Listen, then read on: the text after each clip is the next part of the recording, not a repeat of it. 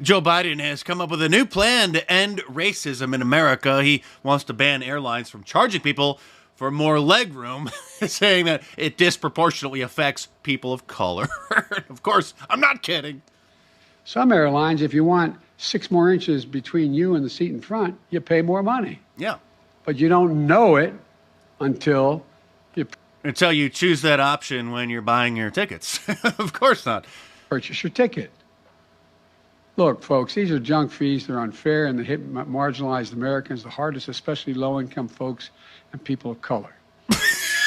According to this line of logic, that means that football and basketball games and every sporting event is also racist for charging people different prices for better seats. And this week, Ralph Macchio has responded to new criticism that Karate Kid, which came out in 1984, almost 40 years ago, was too white of a movie. By the way, this should be a parody article from the Babylon Bee or The Onion if they actually still did do satire and comedy, but this is from People magazine. It's a real story. If you got a problem with Karate Kid being too white, then you can always watch The Last Dragon, which came out about the same time, which I actually thought was fantastic.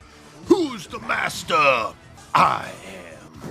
You are the last dragon. You possess the power of the globe. Ba-dum. Of course, no white people complained that that movie was too black and needed more diversity, or that the only white person in the entire film was the evil record executive. But then Hollywood did what Hollywood always does with every popular film franchise that just so happens to star a white character. They remade it and then race swapped them out for a black one, this time with Jaden Smith, Will Smith's son, playing the lead role, and also Jackie Chan, which is odd because Jackie Chan is Chinese and actually taught the kid Kung Fu, which is a Chinese tradition, because karate is a Japanese tradition, and you may recall that Mr. Miyagi was from Japan. They still called it the Karate Kid, though. Should have called it the Kung Fu Kid. Should have been a totally different movie, but they just decided to race swap it like they always do and got woke and ruined it. But if you swap out a black character for a white one, then they get really upset and they call that whitewashing. And then I guess you get your Twitter account banned as well, because after they released a screenshot of the new Black Ariel and the new live action Little Mermaid film, somebody decided to take that and swap it out for a white actress with red hair, just like the original cartoon. And then they got their Twitter account banned and they were labeled a racist. And you may have heard that the NHL just released their long-awaited diversity report because they're concerned that there are too many white people who play hockey. But the madness never ends. There are also too many white girls who like to dance in ballet class. So ballet has a diversity problem, according to the Seattle Times. And here's what some people in Seattle and elsewhere are doing to change that. Also, apparently there were too many white people who helped the Allies win World War II, and so the University of Rhode Island decided to remove a World War II mural because there were too many white people in them. Now at 5:30, a mural at the University of Rhode Island that's been on display for nearly 70 years is being removed. It comes after students complained about a lack of diversity depicted in that picture. For 7 decades, thousands of students have passed by the murals. Staff says recently for some, it's been a problem. I have received complaints about the murals. Predominantly the persons painted and depicted on the wall are predominantly white, and that does not represent who our institution is today. Sherman's family says Joe Biden's student loan forgiveness program is also considered to be racist because it forgave the same amount of money for all students, no matter what their race was. And Black Lives Matter says that the black students should have been given more money. Also, a new study has linked the chemicals in hair straighteners to an increase in uterine cancer, which is also, you guessed it, being blamed on white people because, as you know, a lot of black women like to straighten their hair. And so that's our fault. MSNBC says that a new study exposes, not the chemicals that are causing this cancer, allegedly, but the new study exposes the dangerous consequences of white beauty standards. It's our fault that black women like to straighten their hair. So maybe it's time that white people start calling out people like Beyonce for her cultural appropriation.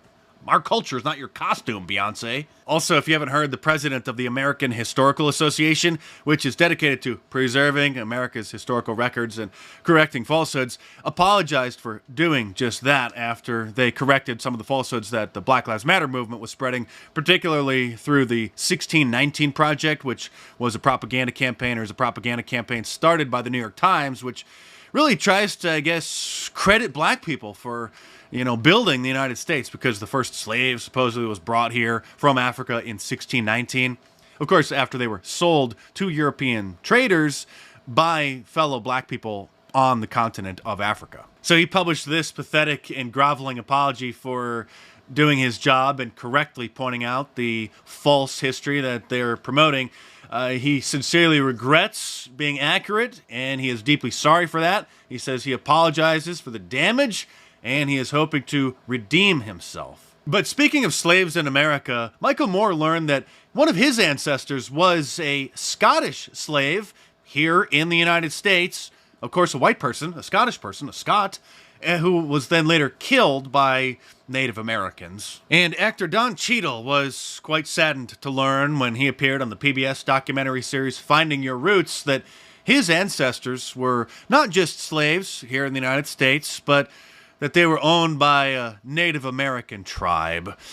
He didn't know that Native American tribes, and most Americans don't know, that the Indians did own slaves. And making it even more sad was the fact that his ancestors were still enslaved after the Civil War, when white people freed the slaves, but the Native American tribes, of course, didn't abide by those rules, and so they still kept their slaves. I might have to revisit and expand on this for a Thanksgiving special report, since around that time every year, as you know, the liberal media industrial complex complains about what the white people did to the Native Americans, so we'll have to remind them what the Native Americans did to black people. Things are getting so strange in the United States that black Marxists, like those over at MSNBC, even say that white people shouldn't be allowed to have an opinion about what happened at the Oscars when Chris Rock was slapped by Will Smith. I'll try to put this in context for, our white fellow countrymen as best I can.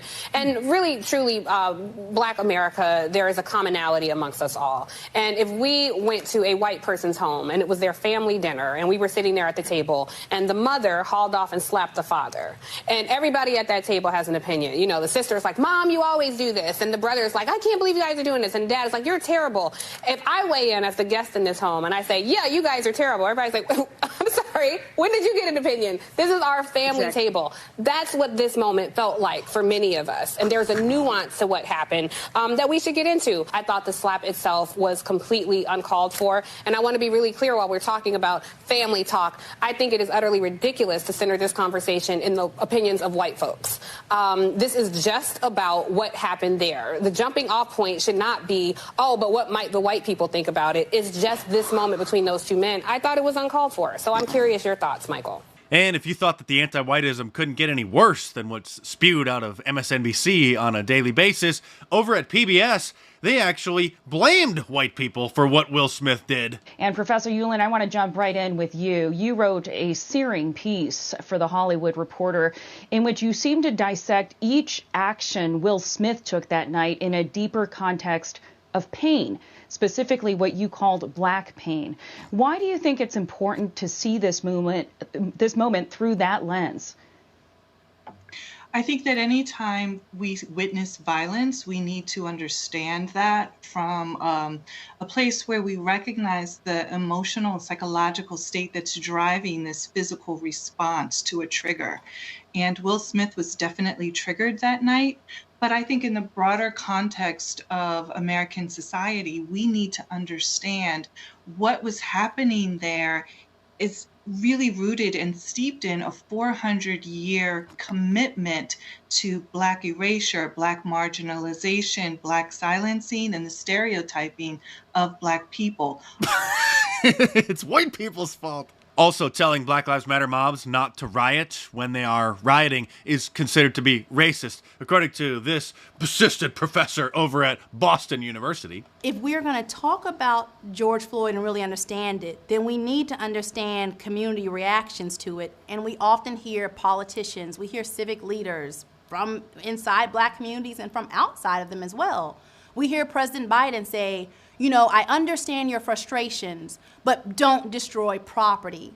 Well, when you say that to Black people who historically have been property, one of our greatest weapons against injustice was the looting of ourselves as property from the system of slavery. Actually, white people freed the slaves, and hundreds of thousands of white people died in the Civil War in order to do it. You're welcome. And what we see in communities is they're reacting to the very racism of what we call property, right? So that's why I think it's very important for, people who see reactions in communities.